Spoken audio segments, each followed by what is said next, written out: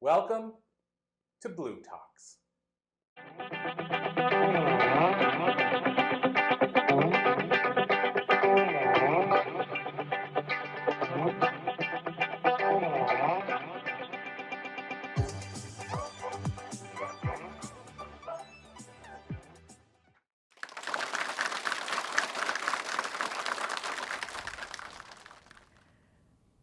Good afternoon, MIT. Let me just pause and take this in. I'm so happy and grateful to be here with you today. Thank you so much for spending your afternoon with me. Now let me ask you a question. By a show of hands, how many of you have faced a challenge so big, so heavy, that it almost knocked the wind out of you? Oh yes, I see you. I see your hands, I see your hearts, I see your nuts. You're not alone. Let me take you back. Picture this. It's a regular weekday morning. The sun is not even fully out yet. You are already racing against the clock. Kids need to be dropped off, 2 different schools. Traffic is bumper to bumper. You finally manage to make it to the train station, only to find that the parking lot is packed. Not a single space left. So you drive a couple of blocks back, park on some sketchy street, and sprint back to the train station. You miss the train by seconds. Your heart is pounding. Your throat is dry. And in your head, you're already envisioning your boss's face, the one that always shows up when you're late.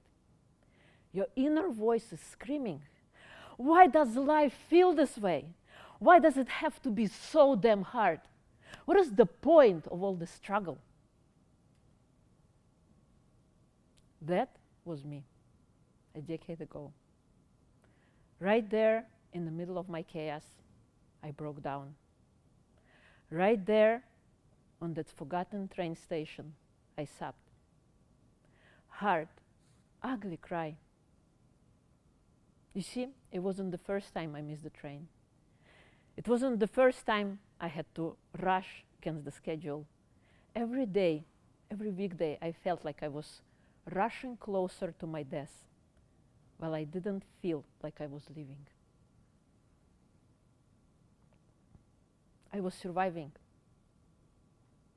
And so that morning, that fateful morning, I made a quiet, trembling decision.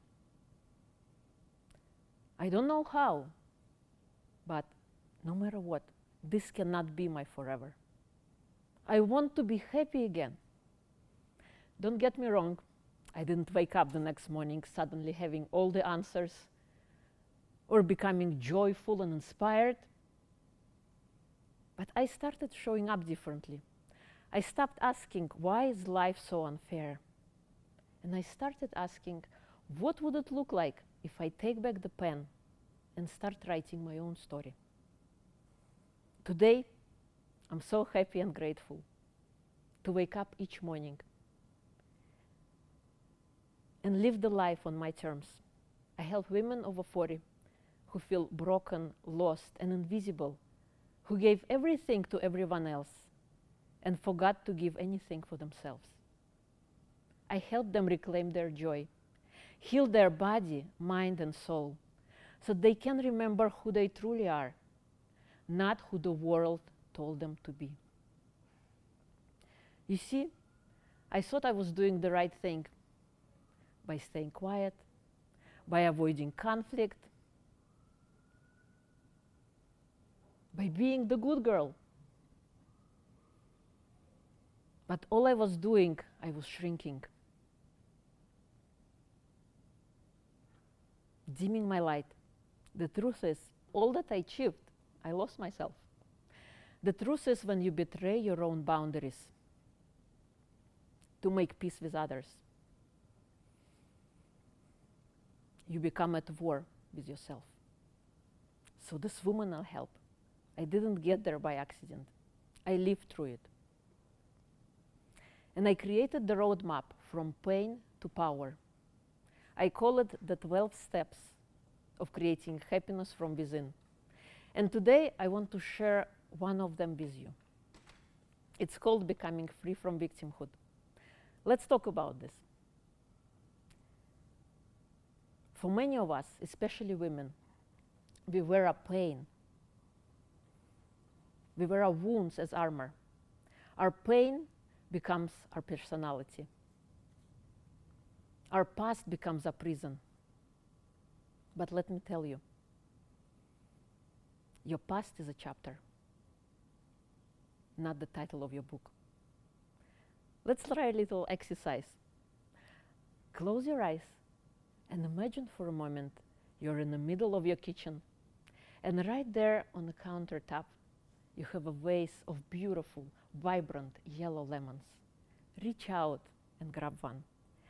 Feel its cool, bumpy skin in the palm of your hands. Smell the tantalizing citrus aroma with your nostrils.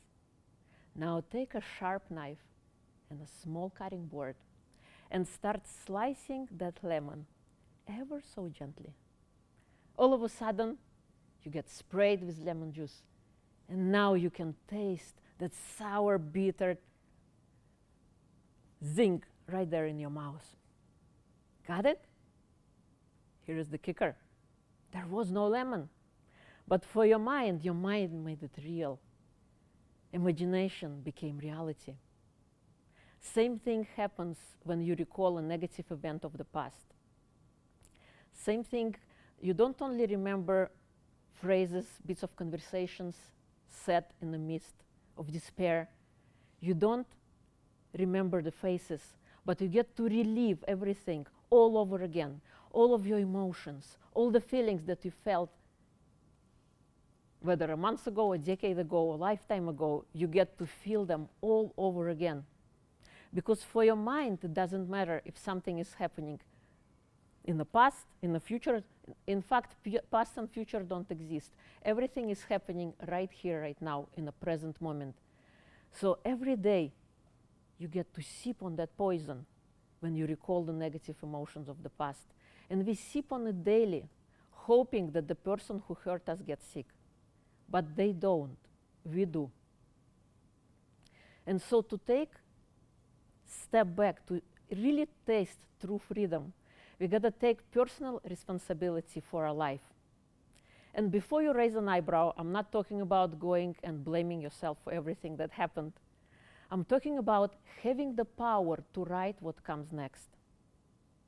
Because you hold the pen. You are the creator of all of your experiences. So here is your first action step on your road to freedom. Journal on situations where you feel powerless. And ask yourself, what choice did I make? Even if it was small. Even if it was staying silent. Because that awareness, it's powerful. This is your first ticket to freedom. When they say when you want to change something, you must first become aware of the problem. You must first understand where you're coming from, and then track your performance against that problem. Whether you're going in the right direction towards your goal, or whether you are so much behind. We often stay stuck in the problem because we focus on it. We recite it, we magnify it, we make it our whole worldview. But let me remind you of what Einstein once said. You cannot solve the problem with the same mind that created it. So next time you get triggered, write 3 solutions to any situation, and then take one small step towards one of them. Forward momentum, even if it's just an inch, counts. Oftentimes we hear overnight success stories of athletes winning gold medals. We see businessmen who suddenly became millionaires overnight. But what we don't see is the day-to-day toil, the things that, the fallbacks, the step-backs that happen before they break through. So don't be discouraged but your small momentum. Take that first step, even if it's just an inch. Life will throw things at you. Not everything is yours to internalize. You can observe without absorbing. You can feel without drowning. So next time a challenge hits, step back, breathe, pause, and ask yourself, what is presently good here that I currently cannot see? What can I observe here without judgment? I came here to you today, not just to speak to your mind, but also to speak to your heart, to that inner voice inside of you that is tired of pretending, tired of pushing, tired of surviving. You don't have to stay stuck in the story of your past. You don't have to relive the same story and make it your life. You are the author. You hold the pen. And it all starts with one decision: to choosing joy over pain, responsibility over victimhood, action versus blame. You didn't come here to suffer. You came here to grow, to rise, to become, to live. And so I ask you now, are you ready to reclaim your joy?